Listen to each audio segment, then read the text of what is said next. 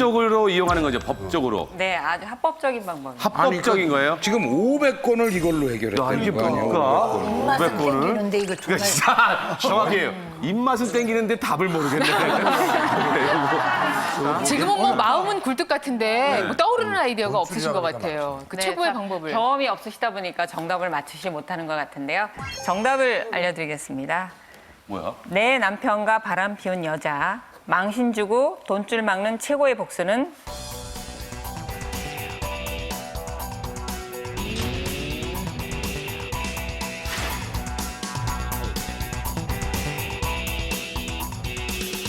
월급 가압류이다. 월급 가압류이다.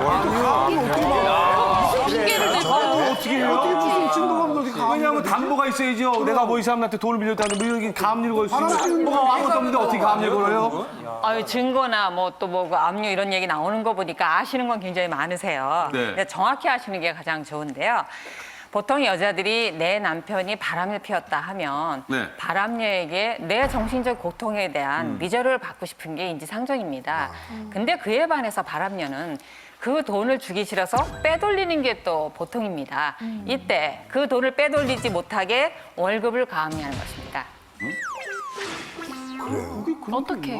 그 바람하고 그 급여 압류하고 관계가 돼요, 그게? 네, 제가 실사례를 들어 설명을 드릴 건데요.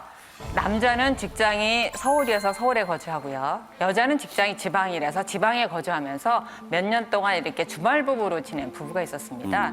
그런데 평상시에 이제 주말부로 지내다 보니까 여자가 남자를 이렇게 관리하는 데 한계가 있잖아요. 그러다 보니까 남자가 직장 후배하고 이제 바람이 났습니다.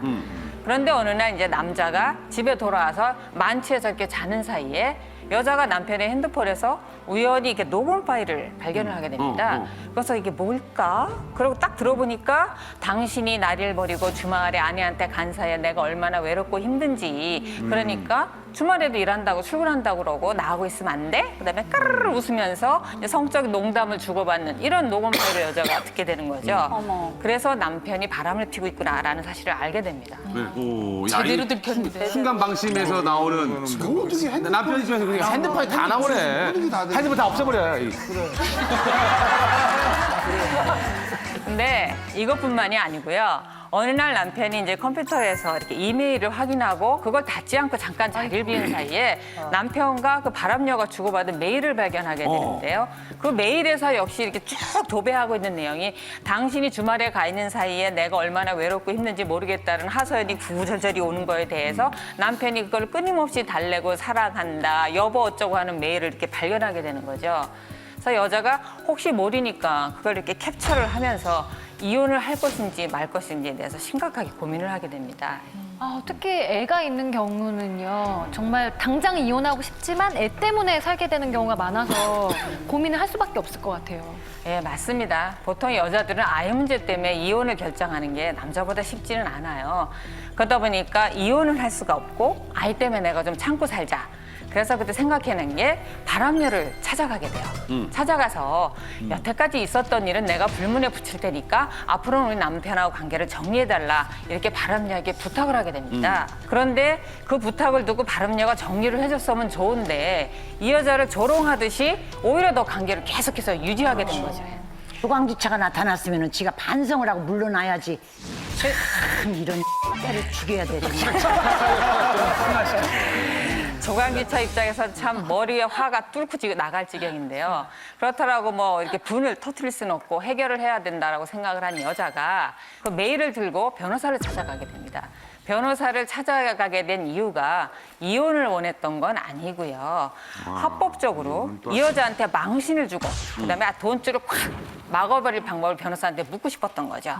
이때 변호사가 알려준 방법이 바로 월급 가압류입니다. 자, 우리가 월급을 가압류하게 되면요. 법원에서 가압류 신청을 하게 되고 법원에서 결정이 나면서 그게 그 바람녀의 직장으로 통보가 갑니다. 송달이 됩니다.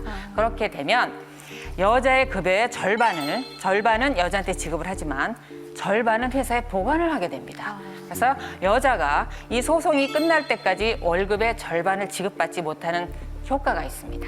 그래서 사안에서 아내는 그 발암료의 월급을 1천만 원 가압류를 했고요. 일단 가압류를 해서 회사에 알려지게 함으로써 망신을 한번 톡톡히 주고요.